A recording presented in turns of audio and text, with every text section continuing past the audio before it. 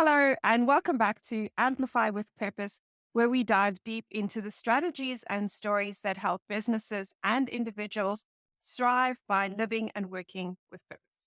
I'm your host, Odette de Beer, and today I'm joined by two very special guests, Dr. Gabrielle Smart and Mollie Patterson. Gabby and Molly are both the dynamic duo behind the inspiring venture that's transforming customer experience and culture. Now, if you see me glance over, that's because there's some tech stuff on the other screen. Yes, I am on that side too. But let us add our fabulous guest. Hello, ladies. Welcome. It's Hello. lovely to be here. Oh, now they go Hello. ahead. Oh, sorry. Fantastic, a very impressive background from your formative years in Seymour College to academic pursuits in the health spaces. And your path has been both diverse and fascinating. Would you share a little bit about your professional journey and what led you to where we are today? And what's inspired you to create such a really cool practice? Cool. Yeah, sure. So I grew up in the country, which gives a bit of background to the practice focusing in on the needs of country children. I then went to boarding school and university where I studied dentistry. I really enjoy caring for children, even in my dental school study days. I remember one of my earliest patient experiences. I had a therapist who was just asking about what we wanted to do, and I said, "Oh, I really think I want to be a pediatric dentist. I really like communicating with families and enjoy the dynamic with families." And she just fired back straight away. She said, "Oh, that sounds, you are pretty simple." And then she laughed. She said, "Oh, by that, you're good at explaining things simply to children." And that's, yeah, from dental school, head down the pathway of pediatric dentistry, a public and private practice.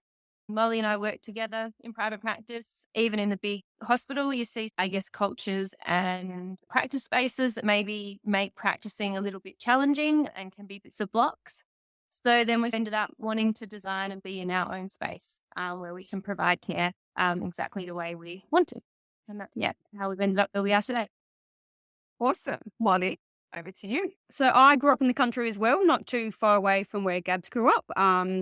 And as a child, unfortunately, I had some trauma to my teeth and also had a mineral issue on some of my baby teeth as well. So I had a lot of dental treatment very early on as a child and also had very good experiences, luckily for me. So after I finished uni, I did an arts degree at uni and then thought I wanted to get into healthcare, and from having such good experiences with my teeth and my parents having to be looked after and trained through what I needed done on my teeth, I just wanted to get in there and be able to help other people as well with the same issues.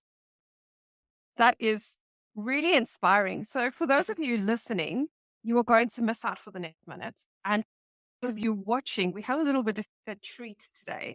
Our gracious guests have got a beautiful video about the practice, and I'd love to show you the video so that you can see what I'm talking about and why they're here. Hi, I'm Dr. Gabrielle Smart. And I'm Molly from Hills and Country Pediatric Dentistry. We'd love to show you around our custom-built pediatric dental rooms in Hahndorf. Please come and take a look. The practice was designed to deliver the highest quality specialised care to our local hills and country communities. Both Molly and I grew up in the country and now live in the Adelaide Hills, and love that we can work locally and tailor the care we provide to rural, regional and remote children. Thanks for having a look around, and we hope to see you soon. Ladies, it is quite an impressive practice. You obviously know from the first time that I walked in, I was like, whoa, guys, you obviously put some thought into this. Would you mind sharing with us, where did the inspiration come from? How did you get to creating this space that is child friendly? I have two kids, for those of you, full disclosure.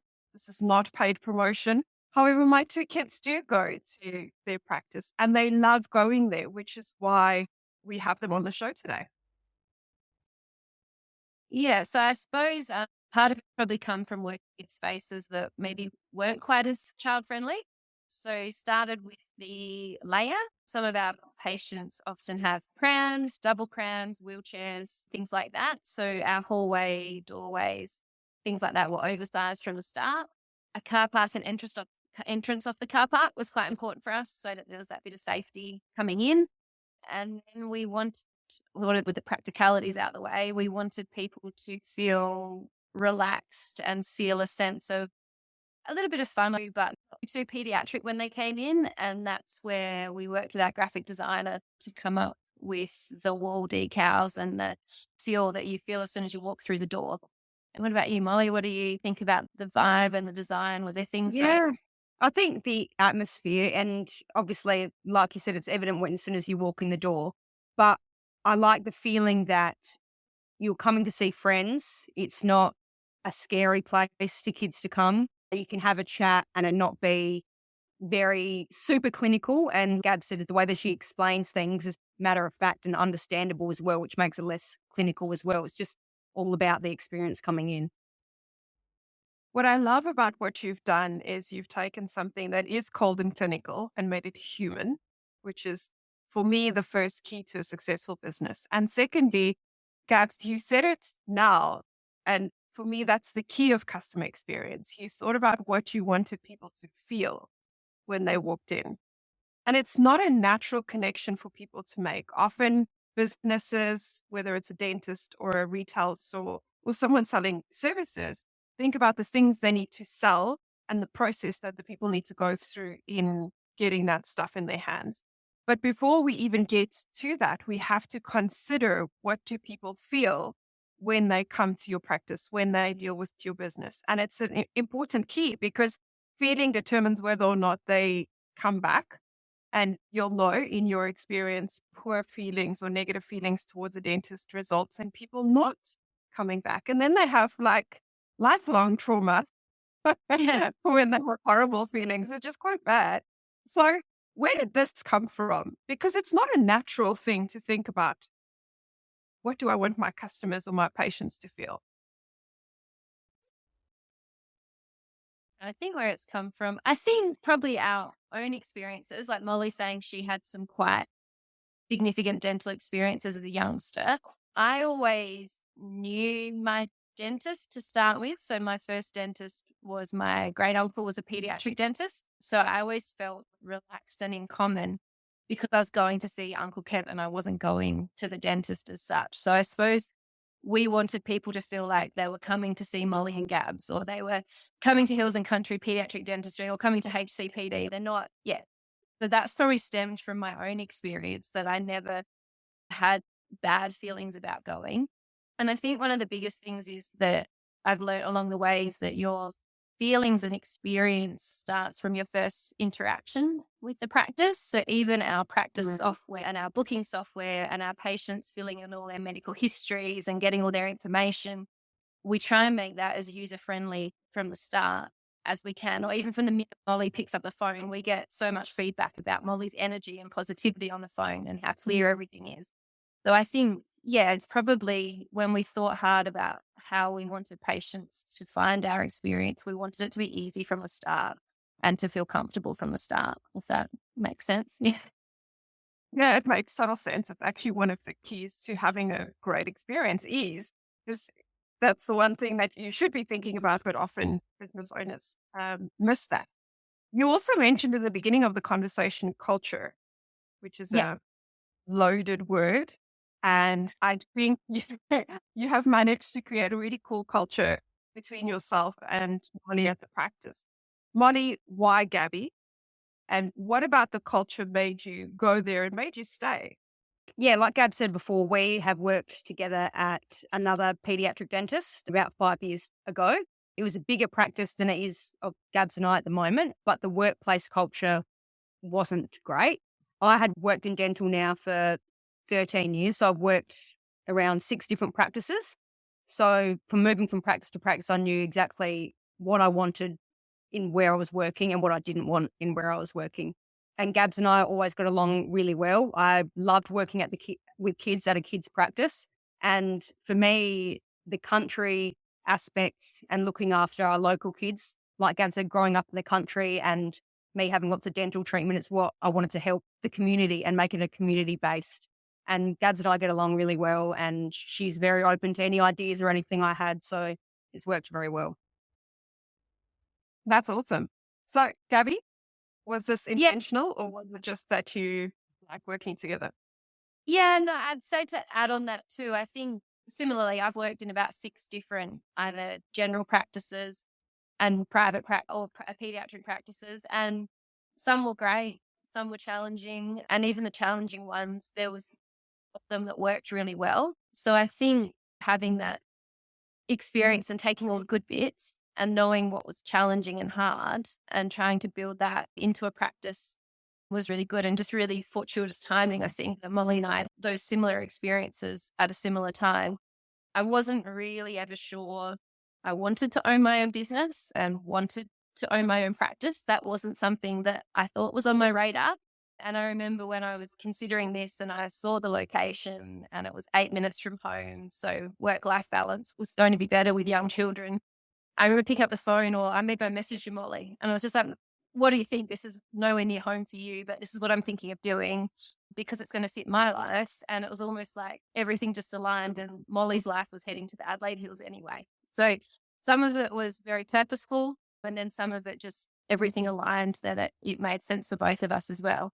But definitely, I've worked in lots of workplaces where the workplace is stressful, the culture's stressful, management is stressful. They were very conscious decisions to take all of that away as much as we could. The purpose of creating this was to create somewhere that we loved being at work and we loved caring for our patients or our clients in this space as well.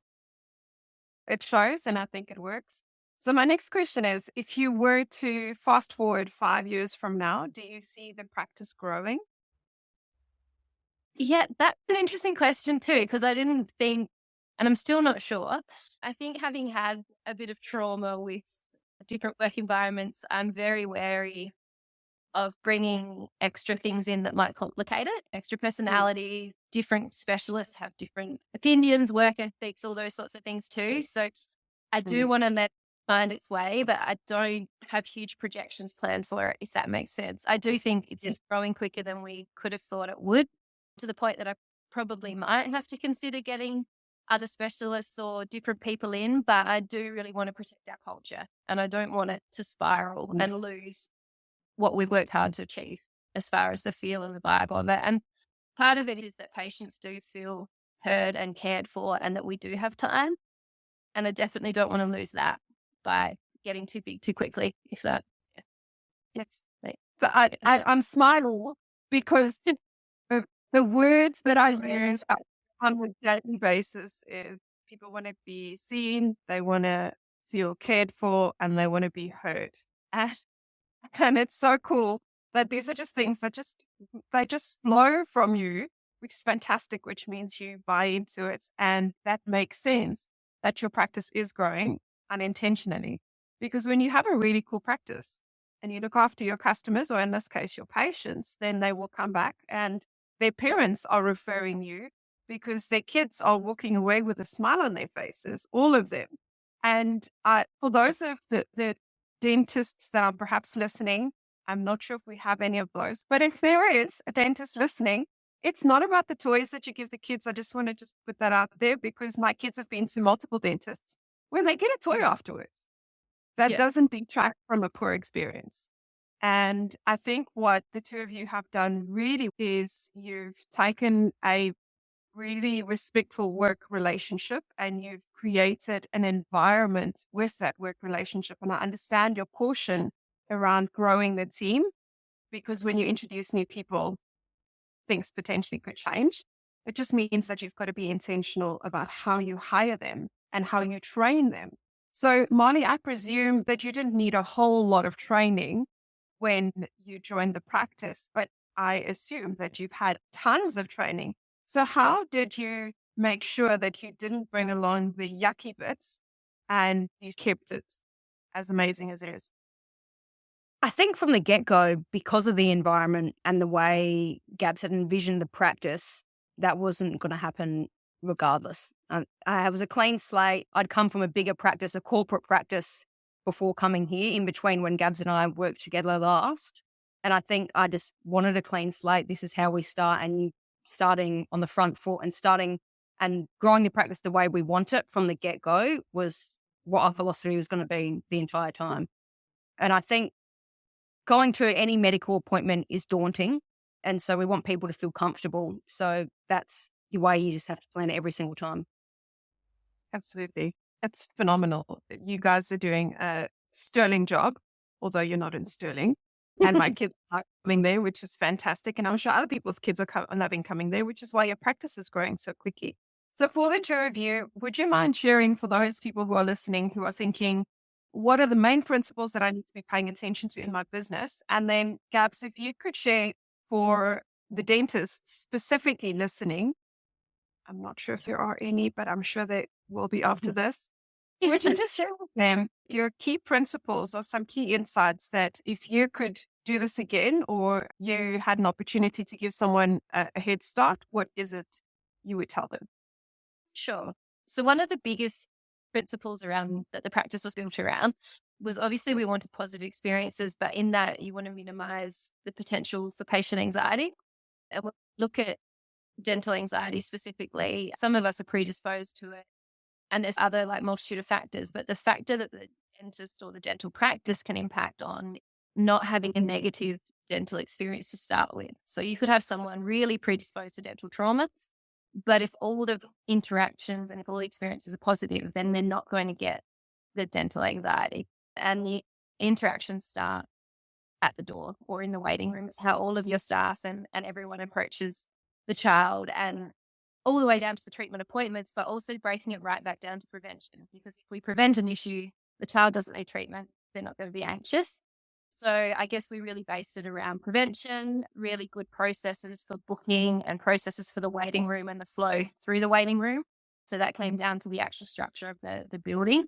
And then also being upfront with cost and really trying to be as affordable as we can be for all families. We do accept the Medicare Child Dental Benefit Scheme, but we're always upfront and try and explain everything to the best of our knowledge, because there was a survey done in Australia that a lot of dental anxiety, more in adults, but same thing for parents if they're feeling anxious in the waiting room, actually stems from what the bill might be at the end.